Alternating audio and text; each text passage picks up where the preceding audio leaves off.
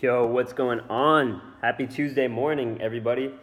It's Tuesday morning pre-gym time, drinking my green tea, which you guys probably can. Oh, shit. Well, no sense crying over spilled tea. Um, yeah, I was like, man, I drink tea every day and I kind of like do it in peace, so might as well like talk over it. About to go hit a chest and back day with a buddy of mine here in a little bit, and then gonna go and well, actually, I gotta go to the post office first, but then I'm gonna go hit a chest and back day. Um, but yeah, thought I would do one of these like in the morning. Don't really know what it would be over, just kind of just random stuff that happened throughout the week. It's only Tuesday right now, but regardless, like just whatever happens during the week. Let's see, chest and back day today. So my shoulder's still pretty jacked up, so I don't really do a lot of like pushing stuff. So I'll do more flies and then a lot of upper back work, which takes the pressure off the shoulder. Um, at first, I had an idea of doing this as a fitness Q&A, but I wasn't really sure. So, yeah. Speaking of fitness Q&A, a few things that people have asked me this week that I can remember off the top of my head is um, just like thoughts about intermittent fasting, like good carbs versus bad carbs, and then just like what time of the day to exercise, right? So, my thoughts on intermittent fasting are it's great. Like it's just time restricted eating. It's not like some magical formula that'll help you lose weight. Like if you restrict the time that of the during the day where you eat, like you will not be able to get in all the calories. Like if you're eating from 9 a.m. to 9 p.m., you're gonna eat a lot more than if you were to eat from like 11 a.m. to 7 p.m. I personally do intermittent fasting on my off days just to give my gut a break, like my digestive system a break. Um, but yeah, I mean it's great to do like because then you don't have to like wake up, worry about breakfast and all that, and so you can start eating at like 10 or 11, and then go like the next 8 hours. There's other like intense ways of doing it where some people will do like a 16-hour fast and then 8 hour eating, which is like normal, and some people will do 18-6, and then some people will do 20 to 4, and some people will go crazy and just eat one meal a day, and like at first I was like super against it, but I mean if you're getting like all your calories in one meal, like it doesn't really matter if you spread it out or not, like if you don't have any other like underlying issues. But anyways, this morning I got some green tea, some decaf green tea, with some raw organic honey, and then I put some CBD hemp oil in it um, to reduce inflammation. And green tea is already pretty good anti-inflammatory as well. But yeah, the next thing, someone's asking me about good carbs and bad carbs. Um, so at a point, I used to think that it was just like about calories. Didn't really matter where it came from. But lately, like with the standard American diet, like there's a lot of additives being added into all of our food, like all of our like shitty food that we eat, like all our refined and processed carbohydrates, and those are the bad carbs. Like anything that's like refined, anything that's been processed would be a bad carb. Something I would definitely wouldn't eat, something that would cause inflammation. Um, so good carbs are like I'm eating like this morning with my tea, like honey. Honey's great. Yeah, honey has a lot of sugar in it, but it's better than like table sugar or eating something else that's sugary or like high fructose corn syrup or something. Because the insulin response when you eat honey is a lot less than like when you eat sugar. And when insulin, when your body releases insulin, it like kind of sends a message to your body to start storing fat. So the reason that a lot of people are fat or is not because of they eat too much fat. I mean, yeah, that has a little bit to do with it, but it's because they eat too much. They eat a lot of like high carbohydrate foods, like because carbohydrates is pretty much just turn to sugar at the end of the day. So people eat high carbohydrate food, and then it turns into sugar, which releases insulin, and then your body starts storing fat because of it. So like when people say go low carb, like low carb is not a fad diet. It's like a way of living, you know. I personally don't do like low carb because I'll have honey, I'll have bananas and like strawberries and blueberries and stuff.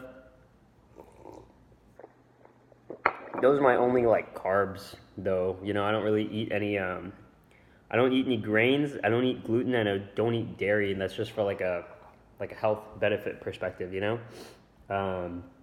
Because gluten and dairy are two of the most inflammatory foods. And yeah, gut inflammation and those foods, they do not add up well together at all. So I stay away from there. The reason I stay away from grains, like probably think, oh shit, I can't have rice or pasta or whatever. It's like, you can have whatever the fuck you want. I don't care. Like, this is just what I do. You know, the reason I don't have grains is because grains are really processed and they're just handled in a certain way. Like I'm not a fan of. You know, like you never know where your food's been unless you cook it at home. So like I eat a lot of like grass-fed meat and just like lean chicken, fish, beef, a little bit of steak sometimes. I eat eggs with like every meal, and I'll have like avocados and shit.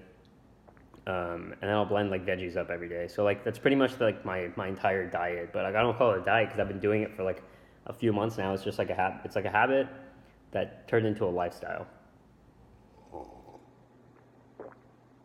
Oh, the other thing was somebody asked me was what time of day should I work is best to work out. And honestly, that's up to you. Like a lot of things in health and fitness are pretty much just like they're up to your discretion as long as you do them consistently. So like they're like, how often should I work out? It's like, well, how often can you get to the gym? Or how often do you have time to work out, right? So if they're like, oh, every day for like 30 minutes after I wake up, then that's the time that you work out. Try to hit it at that same time every day. And if you can't, then, it's probably not a good time. If your schedule is haywire and like you can only get into the gym 3 times a week at different times, then do that. Like as long as you stay consistent, like you don't have a time problem. You have a time management problem. Like that's not like that shouldn't be an issue. Like you could knock out 10 push-ups every time you go to the bathroom, and you go to the bathroom like 5-6 times a day. You should be 60 push-ups a day over a year. That's like 1,800 push-ups. Like, come on, like it's not that hard to do, But yeah, that's pretty much the extent of that. Other than that, I'm just gonna go over like my workout program for this last week. I have been, it's my 4th week consistently lifting back in the gym because of some stuff that happened earlier in the year.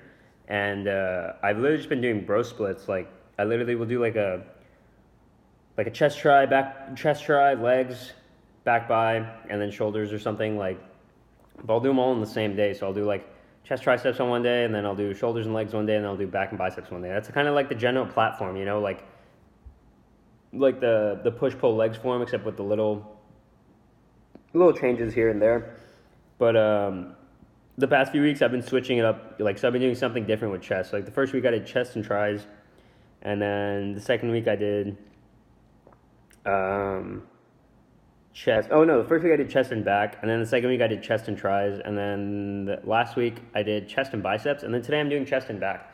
So you always want to be switching it up, and then first week, back and chest together, and the second week was back and biceps, third week was back and triceps, and this week is back and chest, so just gotta keep it fresh, as long as you're having fun doing what you're doing, like working out or whatever it may be, then you're good.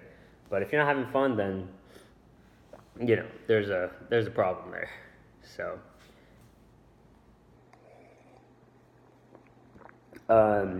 yeah, I'm only gonna go. This talk is only going to go up until I finish my tea, which I'm almost done with.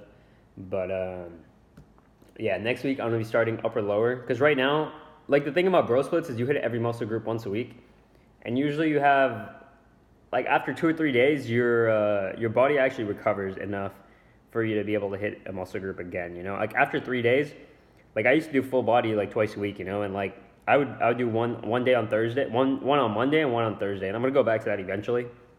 But this next week I'm going to do upper and lower just because I can hit everything twice a week instead of once. So this week is just going to be chest and back, shoulders, legs, and then, or just legs by itself and then shoulders and arms or something, like I haven't decided yet. But yeah.